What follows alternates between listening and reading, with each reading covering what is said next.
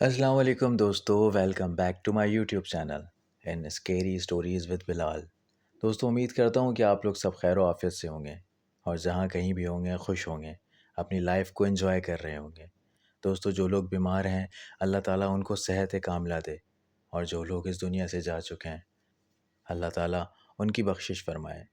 دوستو، آج کی کہانی ہمیں طلحہ نے کراچی سے بھیجی ہے۔ یہ واقعہ طلحہ اور ان کے 3 دوستوں کے ساتھ پیش آیا۔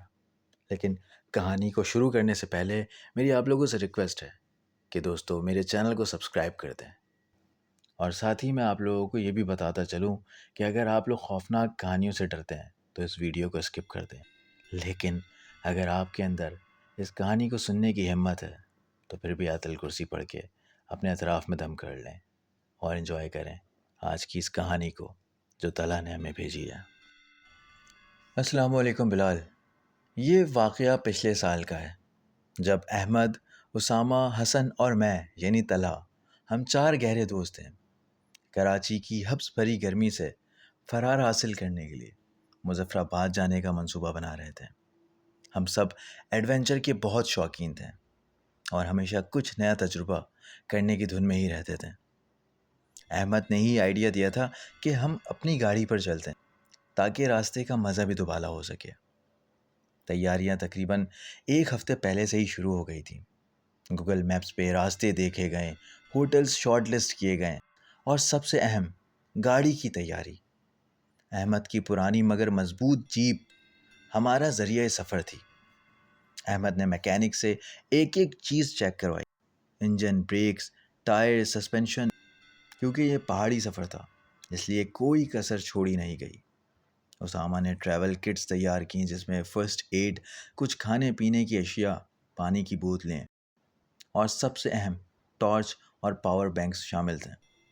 حسن نے تمام بکنگز کا انتظام سنبھال لیا اور راستے کے دلچسپ مقامات کی فہرست بنائی۔ پھر اس کے بعد وہ رات آئی جس دن ہم نے اپنے سفر کو شروع کرنا تھا۔ 20 ستمبر کی رات، عشاء کے بعد ہم سب احمد کے گھر جمع ہوئے۔ رات کے تقریباً 2 بجے کا وقت تھا۔ کراچی کی سڑکیں ویران تھیں اور ہلکی خنکی محسوس ہو رہی تھی۔ جیپ مکمل طور پر لیس تھی، پیچھے کی سیٹوں پر بیگ اور ایکسٹرا ٹائر۔ گاڑی سٹارٹ کرتے ہی ایک عجیب سی خاموشی چھا گئی، جسے ہم نے ایڈونچر سے پہلے کا سکون سمجھا۔ ہلکی موسیقی لگائی اور اللہ کا نام لے کر کراچی سے روانہ ہوئے۔ رات کے سفر کا ویسے اپنا ہی مزہ تھا۔ موٹر وے پر گاڑی رواں دواں تھی اور ہر گزرتے کلومیٹر کے ساتھ کراچی کی گرمی پیچھے چھوٹتی جا رہی تھی۔ صبح صادق کے وقت ہم نے اچھا خاصا سفر طے کر لیا تھا۔ فجر کی نماز کے لیے ہم ایک سروس ایریا پر رکے اور پھر تازہ دم ہو کر دوبارہ سفر شروع کیا۔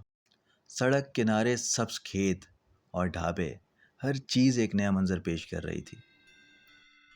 کچھ وقت اور گزرا، ہم پنجاب میں داخل ہو گئے۔ آگے گئے تو جی ڈی روڈ پر ٹریفک بڑھ چکی تھی اور بڑے بڑے ٹرالر اور بسیں ہمیں مسلسل اوورٹیک کر رہی تھیں۔ ہم گجرانوالہ سے گزرے، لاہور کی جھلک دیکھی، اور پھر رات کے ہوتے ہی ہم اسلام آباد پہنچ گئے۔ اسلام آباد میں ہم نے ایک رات کے لیے چھوٹا سا ہوٹل بک کیا تھا تاکہ ہم تھکن دور کر سکیں۔ اسامہ نے کہا، یار آج کا دن تو مزے کا گزرا، لیکن مظفر آباد کا راستہ اصلی امتحان ہوگا۔ ہم سب نے حامی بھری۔ اس وقت تک سب کچھ نارمل تھا، کسی کو کوئی اندازہ نہیں تھا کہ آنے والی راتیں ہمارے لیے کیا خوف چھپائے ہوئے ہیں۔ اسلام آباد میں رات گزارنے کے بعد اگلی صبح ہم ناشتے کے بعد مظفر آباد کے لیے روانہ ہوئے۔ اسلام آباد سے نکلتے ہی پہاڑی سلسلہ شروع ہونے لگا۔ سڑک تنگ اور خطرناک ہوتی جا رہی تھی، لیکن مناظر دلکش تھے۔ گہرے کھائیوں کے ساتھ بہتا دریا ایک مسحور کن نظارہ پیش کر رہا تھا۔ راستے میں رک کر ایک دو جگہ ہم نے تصویریں بھی بنائی۔ کچھ دیر بعد ہم مظفر آباد پہنچ گئے۔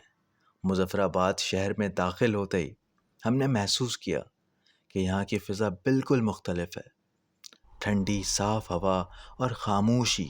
ہم نے ایک ہوٹل بک کرایا جس کا نام میں یہاں ایزیوم کر رہا ہوں کوہ سران۔ تو ہم نے ہوٹل کوہ سران کی بکنگ کروائی تھی، جو شہر سے تھوڑا ہٹ کر پہاڑی پر واقع تھا۔ انٹرنیٹ پر اس کی ریٹنگز بہت اچھی تھیں اور تصاویر میں بھی کافی ماڈرن لگ رہا تھا۔ جب ہم وہاں پہنچے تو ہمیں کچھ حیرانی ہوئی۔ ہوٹل کی عمارت کافی بڑی تھی، لیکن اس کے ارد گرد گھنا جنگل تھا۔ باہر سے دیکھنے میں یہ ایک پرانے دیو ہیکل گھر جیسا لگ رہا تھا۔ استقبالیہ پر ایک نوجوان لڑکا بیٹھا تھا جو عجیب سی خاموشی چہرے پر اختیار کر کم بات کرتا تھا۔ اس نے ہمیں چابی دی اور بغیر کسی خاص تفصیل کے ہمارے کمرے کی طرف اشارہ کیا۔ ہمارا کمرہ تیسری منزل پر تھا۔ ہوٹل میں لفٹ نہیں تھی اور سیڑھیاں بھی کافی پرانی اور لکڑی کی تھیں، جن سے قدم رکھتے ہی چڑچڑاہٹ کی آواز آتی تھی۔ خیر، ہم کمرے کی طرف جانے لگے۔ کمرے میں داخل ہوتے ہی مجھے ایک عجیب سی پرانی اور بند جگہ کی بو محسوس ہوئی۔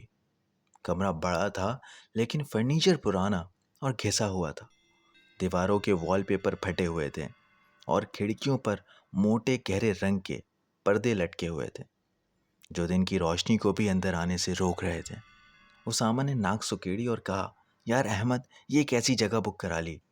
تصویروں میں تو یہ کسی 5 اسٹار ہوٹل سے کم نہیں لگ رہا تھا۔ احمد نے اس کی بات سن کر کندھے اچکائے اور کہا، پہاڑوں میں ایسا ہی ہوتا ہے، شاید یہ ان کی روایت کا انداز ہے۔ لیکن ہم سب کے دل میں ایک انکہی سی بے چینی شروع ہو چکی تھی۔ ہم نے سامان رکھا اور تھوڑی دیر بعد تازہ دم ہو کر ریسٹورانٹ گئے۔ ریسٹورانٹ بھی نسبتاً خالی تھا اور ویٹرز بھی بہت عجیب سے اور خاموش لگ رہے تھے۔ کھانا کھاتے ہوئے ہمیں ایک دو بار لگا کہ ریسٹورانٹ کے کونے میں کوئی ہلکا سا سایہ گزرا ہو، لیکن جب ہم نے دیکھا تو وہاں کچھ نہیں تھا۔ ہم نے اسے اپنی تھکاوٹ کا نتیجہ سمجھا۔ خیر، رات ہو گئی اور رات کو جب ہم سو گئے تو آدھی رات کو مجھے ایک سرد ہوا کا جھونکا محسوس ہوا۔ میں نے آنکھیں کھولی تو دیکھا کہ کھڑکی کھلی ہوئی ہے، حالانکہ ہم نے سونے سے پہلے اسے اچھی طرح بند کیا تھا۔ میں اٹھا اور کھڑکی بند کرنے لگا تو مجھے لگا کہ کھڑکی کے باہر سے کوئی مجھے گھور رہا ہے۔ ایک لمحے کے لیے مجھے ایک بھیانک چہرہ بھی نظر آیا جس کی آنکھیں سرخ تھیں۔ میں بری طرح چیخا اور پیچھے ہٹ گیا۔ احمد، اسامہ اور حسن سب جاگ گئے۔ کیا ہوا یار؟ اسامہ نے پوچھا۔ میں نے انہیں سب کچھ بتا دیا۔ وہ سب ہنسنے لگے۔ یار، تجھے نیند میں ڈر لگ گیا ہوگا۔ لیکن میں جانتا تھا کہ یہ صرف وہم نہیں تھا۔ اس رات ہم میں سے کسی کو صحیح طرح نیند نہیں آئی۔ خیر، جیسے تیسے وہ رات گزری تو اگلے دن ہم نے مظفر آباد کی سیر کی۔ پیر چناسی کی خوبصورت چوٹیاں، لنڈی ہوٹل کے پرسکون ماحول اور قلعہ مظفر آباد کا تاریخی پس منظر۔ دن کے وقت سب کچھ بہت اچھا اور پرسکون لگتا تھا، لیکن جیسے ہی شام ہوتی ہوٹل واپسی آنے کا خیال ہمیں بے چین کر دیتا۔ اسی طریقے سے ہوٹل آنے کے بعد رات ہو گئی، جو کہ ہماری دوسری رات تھی۔ اس رات کو بھی ایک اور واقعہ پیش آیا۔ ہم سب اپنے موبائل فون یوز کر رہے تھے کہ اچانک کمرے کے باتھ روم سے پانی کے گرنے کی آواز آئی۔ احمد نے کہا، یار نل کا کھلا رہ گیا ہوگا۔ میں نے اسے بند کرنے کے لیے کہا۔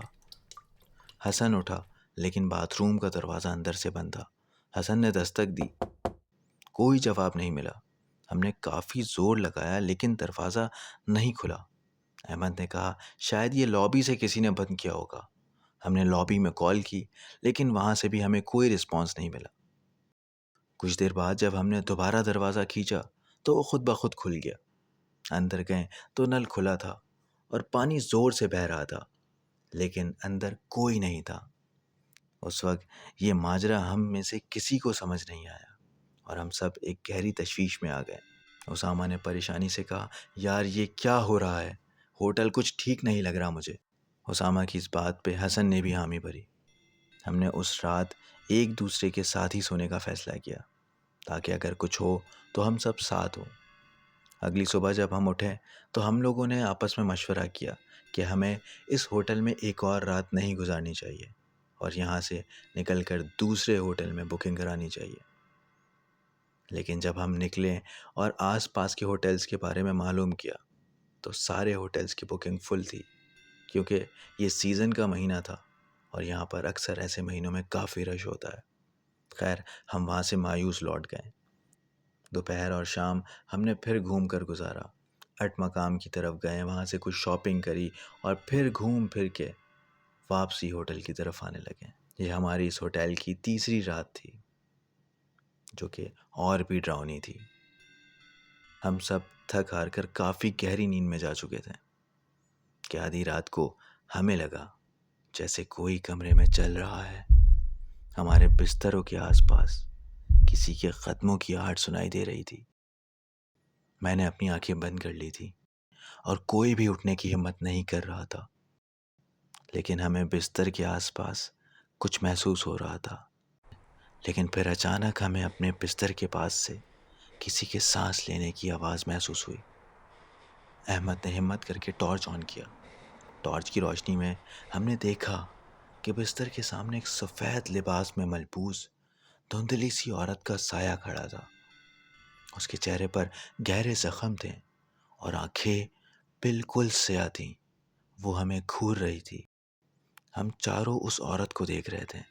عورت کا سایہ ایک لمحے کے لیے رکا اور پھر ایک تیز چیخ کے ساتھ ہماری آنکھوں کے سامنے سے غائب ہو گیا۔ اس کے غائب ہوتے ہی کمرے میں ایک سڑے ہوئے گوشت کی بو پھیل گئی۔ ہم سب اس وقت پسینے میں شرابور تھے اور کافی پریشان تھے۔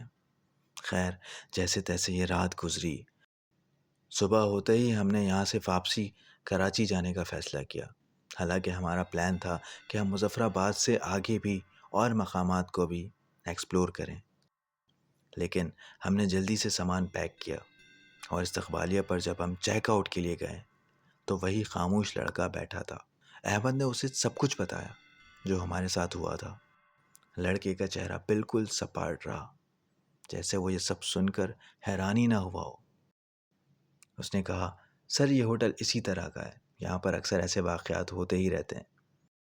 جب میں نے اس سے اس کی وجہ جاننے کی کوشش کی اور سختی سے اس سے پوچھ تاچھ کی تو اس نے ڈرتے ڈرتے کہا کہ سر آپ پلیز مالک کو مت بتائیے گا ورنہ وہ مجھے یہاں سے نکال دے گا۔ اور اس کے بعد اس نے حقیقت بتائی۔ اس نے کہا یہاں پر کئی سال پہلے ایک جوڑا خودکشی کر گیا تھا۔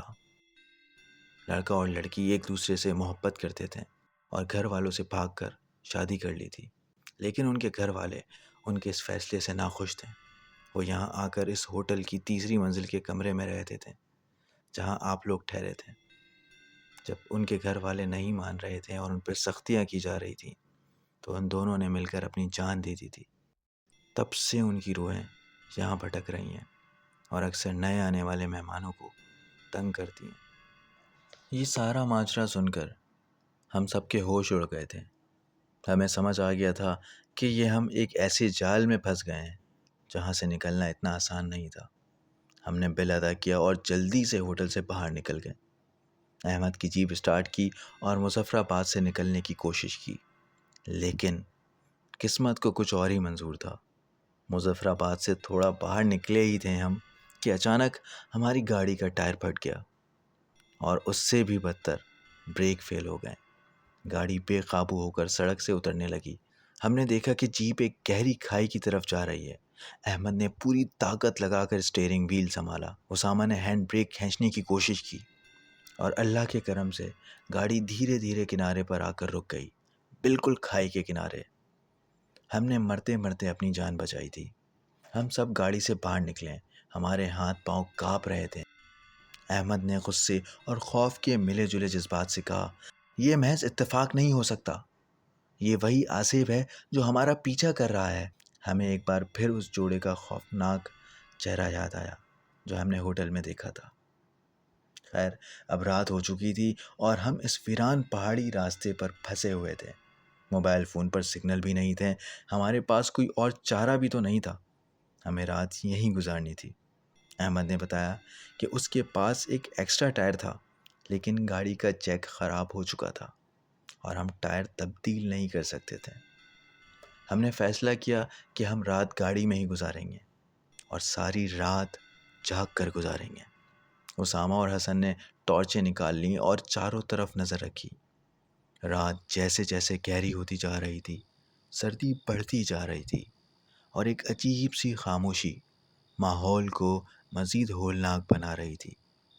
ہمیں کبھی درختوں کے پیچھے سے کسی کی سرسراہٹ سنائی دیتی تو کبھی لگتا کہ کوئی گاڑی کے پاس آ کر ہمارے نام پکار رہا ہے۔ پھر ایک بار ہمیں گاڑی کی کھڑکی پر ایک لمبا سفید ہاتھ نظر آیا۔ ہم سب ساکت ہو گئے۔ ہم نے سانس روک لی۔ وہ ہاتھ کھڑکی کے شیشے پر ایک لکیر بنا کر اچانک غائب ہو گیا۔ احمد نے فوری طور پر گاڑی کا ہارن بجایا، لیکن اس کے بعد کوئی رد عمل نہیں ملا۔ خیر، رات اللہ اللہ کر کے کٹی اور کچھ دیر بعد صبح ہونا شروع ہو گئی۔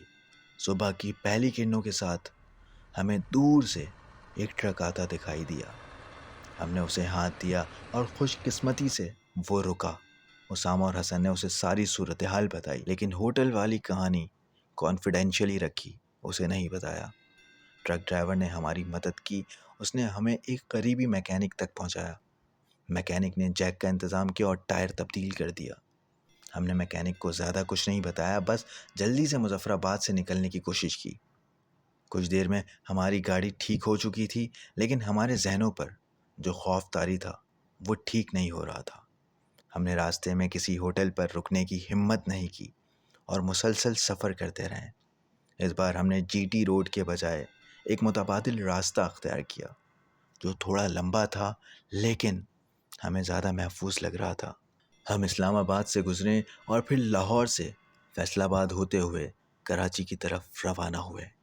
پورا سفر ہم نے بات چیت کم کی اور چپ چاپ ایک دوسرے کو دیکھتے رہے۔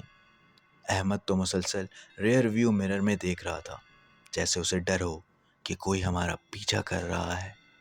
آخرکار کئی گھنٹوں کی تھکا دینے والی اور خوفناک ڈرائیو کے بعد ہم کراچی واپس پہنچ گئے۔ گھر پہنچ کے میں نے ایک لمبی سانس لی، جیسے آج مجھے نئی زندگی ملی ہو۔ اس رات ہم میں سے کوئی بھی صحیح طرح سے نہیں سو سکا۔ مجھے آج بھی یاد ہے کہ اسامہ کو کئی دنوں تک بخار رہا اور اسے ڈراؤنے خواب آتے رہے۔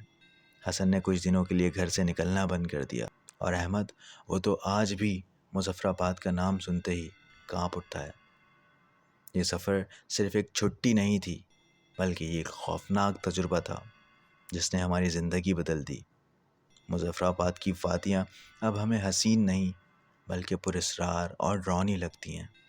میں اور میرے دوست اس دن سے اس ہوٹل جس کا نام ہم نے ایزیوم کیا تھا کوہسران ہوٹل کا نام بھی نہیں لیتے، کیونکہ ہمیں معلوم ہے کہ وہاں لیلا اور اس کے عاشق کی روحیں آج بھی بھٹک رہی ہیں۔ اور یہ کوئی کہانی نہیں، ایک ایسی حقیقت ہے جسے ہم نے خود اپنی آنکھوں سے دیکھا اور محسوس کیا۔ دوستو، یہ سچی کہانی طلحہ اور ان کے دوستوں کے ساتھ پیش آئی۔ مجھے امید ہے کہ آپ لوگوں کو ان کی ایک کہانی کافی انٹرسٹنگ لگی ہو اور آپ نے اس ویڈیو کو انجوائے کیا۔ اگر آپ کو یہ ویڈیو اچھی لگی تو ویڈیو کو لائک کریں اور چینل کو سبسکرائب کرنا نہ بھولیں۔ اور اگر آپ کے ساتھ بھی ایسا ہی کوئی سچا اور پراسرار واقعہ پیش آیا ہو تو ہم سے شیئر کریں۔ آپ ہمیں واٹس ایپ یا ای میل بھی کر سکتے ہیں۔ ساری ڈیٹیلز ڈسکرپشن باکس میں موجود ہے۔ مجھے اجازت دیں، میں پھر ایک بار ایسی ہی کہانی کے ساتھ آپ کی خدمت میں پیش ہوں گا۔ تب تک کے لیے اپنا خیال رکھیں۔ اللہ حافظ۔